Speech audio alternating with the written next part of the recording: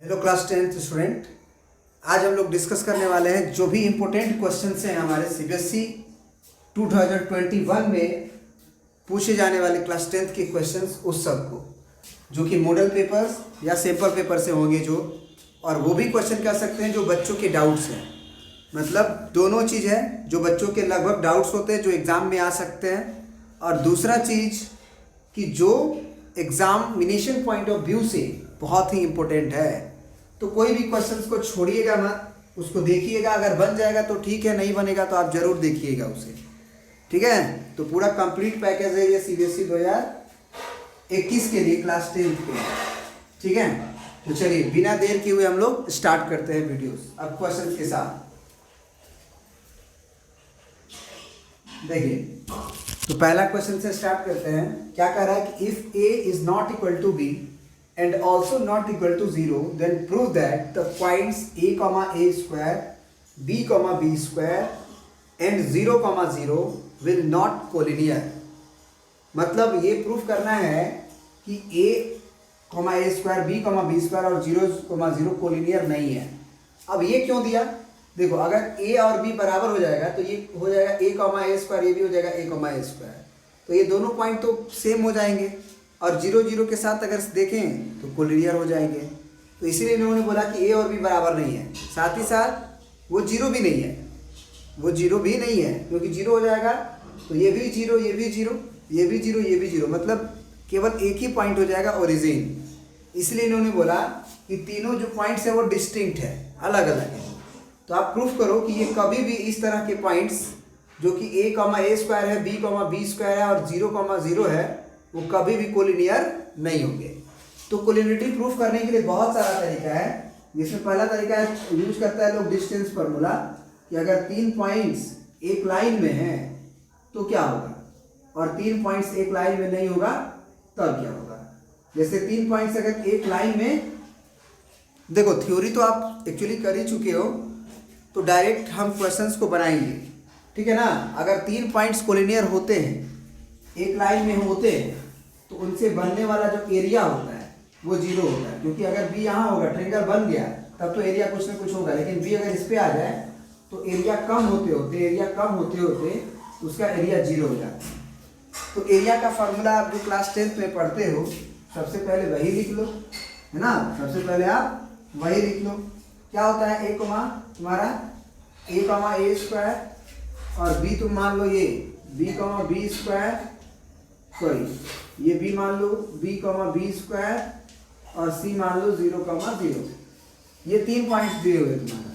तुम एरिया निकाल के देखो, एरिया अगर 0 नहीं आएगा तब मान लेना, एरिया अगर 0 नहीं आएगा तो हम मान लेंगे कि ट्रायंगल्स का एरिया कुछ ना कुछ होगा। ठीक है, तो एरिया का फॉर्मूला होता है 1/2 x1 into y2 minus y3 plus x2 into y3 minus y1 और plus x3 into y1 minus y2, है ना।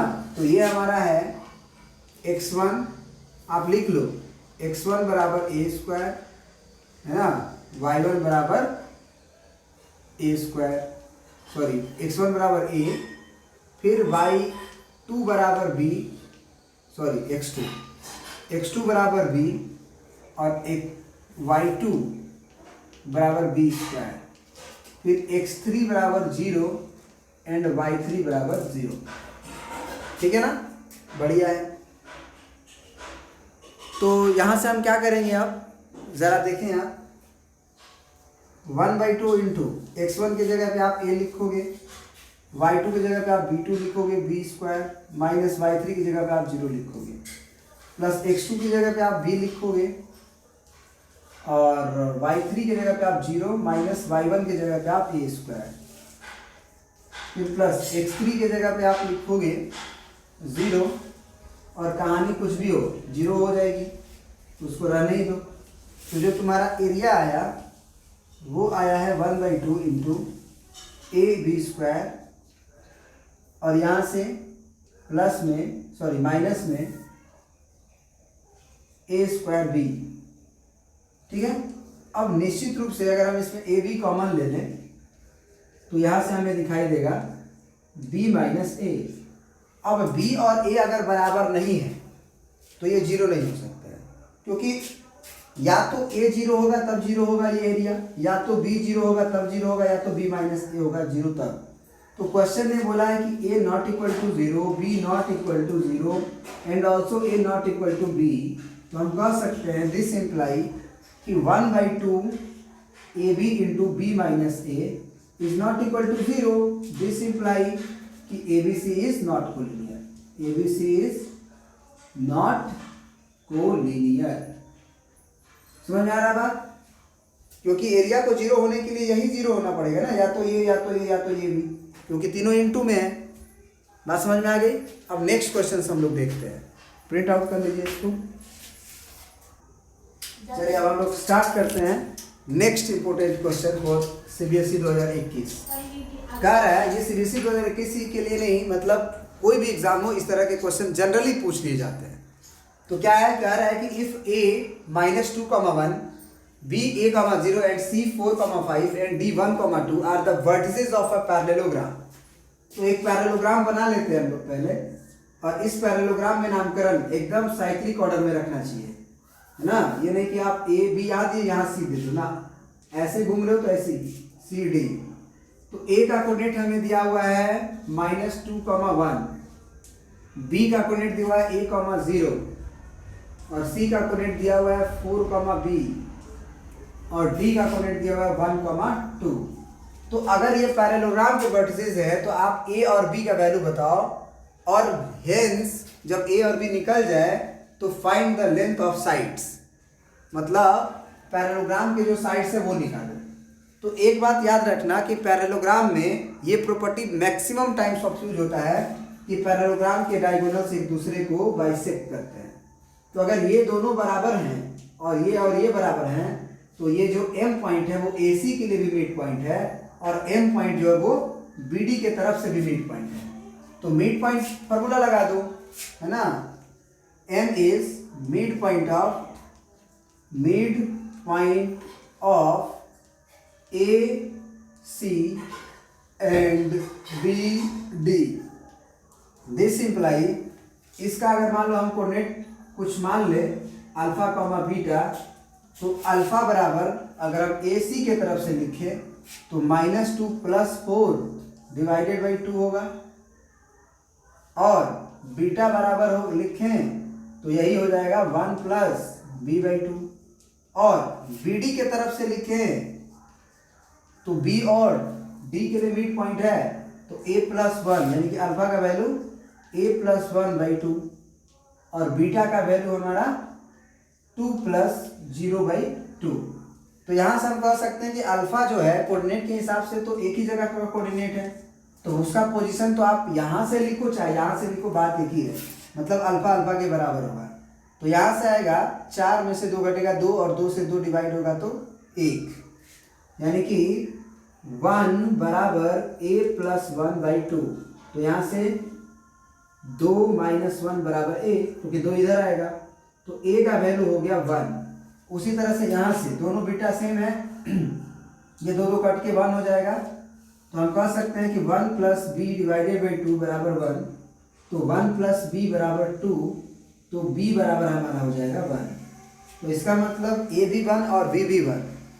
तो a और b का वैल्यू बोला था निकालने के लिए, हम निकाल लिए 1,0, और ये हो गया हमारा b कहा गया ये, तो 4,1। तो अब जो है हम लोग को find the length of sides. तो AB साइड्स के लिए हम डिस्टेंस फार्मूला लगा लेंगे AB में, तो AB बराबर √x2 - x1 का whole square plus y2 - y1 का होल स्क्वायर। तो A और B में देखो केवल, तो 1 - 2 यानी कि हो जाएगा 1 - -2 यानी कि 3, इसका होल स्क्वायर, और प्लस 0 - 1 का होल स्क्वायर। तो ये हो जाएगा +2, तो और ये 3 का स्क्वायर 9, और प्लस 1 का स्क्वायर 1, यानी कि √10 AB का लेंथ हो गया, जो कि DC के बराबर होगा। फिर AD का लेंथ निकाल लेते हैं। तो AD में अगर डिस्टेंस फॉर्मूला लगाएं तो √-2 ऑफ -1, है ना, का होल स्क्वायर, फिर प्लस 1 - 2 का होल स्क्वायर। तो ये हो जाएगा आपका 2 और 1 3 का स्क्वायर 9 और ये हो जाएगा आपका 1 का स्क्वायर 1। तो दिस इज ऑल्सो कह सकते हैं कि दोनों डायगोनल्स के लेंथ बराबर हो गए। तो ये एक रेक्टेंगल भी है, ये एक रेक्टेंगल भी है, ठीक है ना। चलिए अब हम लोग नेक्स्ट क्वेश्चन बनाते हैं, जो आया हुआ है उसको देखते हैं। अब यार इस क्वेश्चन को देखते हैं हम लोग, ठीक है। क्या कह रहा है कि prove that the tangents drawn at the end points of a cord. एक कॉर्ड है हमारे पास, समझना, हमारे पास एक कॉर्ड है, कोई भी कॉर्ड, मान लो कि ये एक कॉर्ड है, ये मान लो ए भी एक कॉर्ड है। तो कह रहा है कि कॉर्ड के एंड पॉइंट पे जो टेंजेंट ड्रॉ करता है, prove that the tangents drawn at the end points of a chord of a circle makes equal angle with the chord, makes equal angle with the chord. मतलब अगर आप इस point पे tangent खींचो और इस पॉइंट पे आप टेंजेंट खींचो तो इस कॉर्ड के साथ ये दोनों इक्वल एंगल बनाएंगे। आसान सा क्वेश्चन है ना। अगर एक सर्कल है मेरे पास और ये एक कॉर्ड दिए हुए हम, और इस पे अगर आप टेंजेंट खींचते हो और इस पे आप टेंजेंट खींचते हो, तो आपसे प्रूफ करना है कि ये एंगल बराबर होगा, तो बिल्कुल होगा। फिर से क्वेश्चन पढ़ लो, यही कह रहा है, proof that the tangents drawn the end of chord. तो मान लो ए बी और कॉर्ड था, तो इसके एंड पे अगर हम टेंजेंट खींचे वो circle makes equal angle with the chord, यानी कि ये इक्वल एंगल बनाएगा, तो बिल्कुल होगा ना, क्योंकि ये लेंथ और ये लेंथ तो बराबर होता है। तो अगर ये 5 नंबर का क्वेश्चन आएगा तो ये थोड़ी बोलेगा कि बाहर के पॉइंट से जो दो टेंजेंट ड्रॉ होते हैं उनके लेंथ बराबर होते हैं ना, उस समय नहीं बोल सकते, उस समय नहीं बोल सकते हैं। अच्छा एक बात बताओ कि अगर कोई भी कॉर्ड हो तो उस पर हम टेंजेंट जब ड्रॉ करेंगे तो निश्चित रूप से हमको ये एंगल और ये एंगल बराबर प्रूफ करना है। तो हम और मैंने क्या कर सकते हैं प्रूफ करने के लिए, मैंने दोनों एंगल्स को बराबर करने के लिए, अच्छा ये जरूरी है क्या कि मतलब एक ही पॉइंट पे आके इंटरसेक्ट करे टेंजेंट? ये भी हो सकता है कि यहाँ का टेंजेंट यहाँ से इंटरसेक्ट ना करे, दूसरी जगह इंटरसेक्ट कर ले। मतलब हम ये कहना चाहते हैं कि एक हमारे पास सर्कल है, ये कॉर्ड है, इसमें हम टेंजेंट नीचे ये आया, इस पे टेंजेंट नीचे ये आया, तो कहीं ना कहीं तो मिलेगा। अब जरा सोचो, कहीं ना कहीं जो इंटरसेक्ट किया है तो इस पॉइंट से तो ये टेंजेंट ही हुआ, इस पॉइंट से तो ये टेंजेंट ही हुआ ना, तो टेंजेंट बिल्कुल एक बस हो गया ना। अब क्या कर लो कि इसको इससे ज्वाइन कर लो, इसको मिला लो, आप ये प्रूफ कर दो कि ये ट्रायंगल और ये ट्रायंगल कॉन्ग्रुएंट है। कैसे कॉन्ग्रुएंट है? तो ये रेडियस के बराबर, ये एंगल 90 डिग्री, ये एंगल 90 डिग्री, और ये साइड दोनों में कॉमन। तो हम कह सकते हैं कि राइट एंगल हाइपोटेनस साइड से दोनों ट्रायंगल कॉन्ग्रुएंट। जैसे ही कॉन्ग्रुएंट हुआ तो ये एंगल और ये एंगल आपस में इक्वल हो गया, ये साइड लेंथ इक्वल हो गया। अब ये कॉन्ग्रुएंट हो गया ना दोनों, तो कॉन्ग्रुएंट हो गया तो दोनों ऊपर का लेंथ के बराबर। अब लेंथ अगर ऊपर बराबर हो गया तो आइसोसेलेस ट्रायंगल हो गया, तो आइसोसेलेस ट्रायंगल हो गया तो ये एंगल और ये एंगल तो बराबर होना ही चाहिए। हो गया ना प्रूफ एक लाइन में, समझ रहे बात को? तो इस तरह से इसको आप प्रूफ कर सकते हैं। लिखने वाला कहानी तो आप लिख ही सकते हो, उसको करने की जरूरत नहीं है आपको, ठीक है, क्योंकि आइसोसेलेस ट्रायंगल बन गया तो दो लेंथ इक्वल तो दोनों एंगल भी इक्वल, और यही प्रूफ करना था हमको। अब आते हैं नेक्स्ट क्वेश्चन पे। चलिए देखिए ये क्वेश्चन क्या कह रहा है, ठीक है। कह रहा है कि two tangents TP and TQ are drawn to a circle with centre O। और एक सर्कल बनाते हैं जिसका सेंटर हमारा O है। कह रहा है कि दो टेंजेंट्स TP और TQ are drawn to the circle with centre O from an external point T। तो मान लो ये T पॉइंट है, यहाँ से दो टेंजेंट, एक टेंजेंट ये और एक टेंजेंट ये आपका TP है और ये आपका TQ है। दो टेंजेंट्स ड्रॉ किए गए। तो कह रहा है कि प्रूफ दैट एंगल PTQ, ये पूरा angle P T Q is 2 times of angle O P Q. O P Q, ये ओ है, ये पी है और ये क्यू है।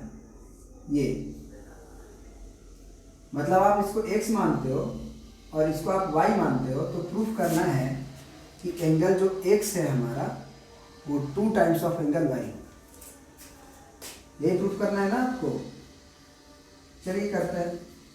सबसे पहले तो ये सोचिए कि क्या हम लोग x और y में रिलेशन ला सकते हैं, पहले ये सोचिए। तो सबसे पहले ये बताइए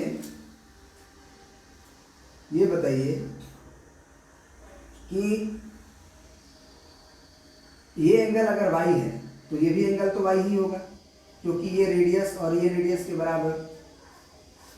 ठीक है, बिल्कुल, है ना, बिल्कुल। और एक और बात बता दें कि जब इसको आप ज्वाइन करते हो तो ये एंगल x/2 बन जाता है।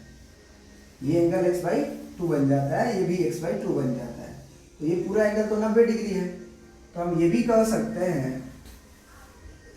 सकते हैं और ये एंगल भी 90 डिग्री होगा, ये भी हमको पता है।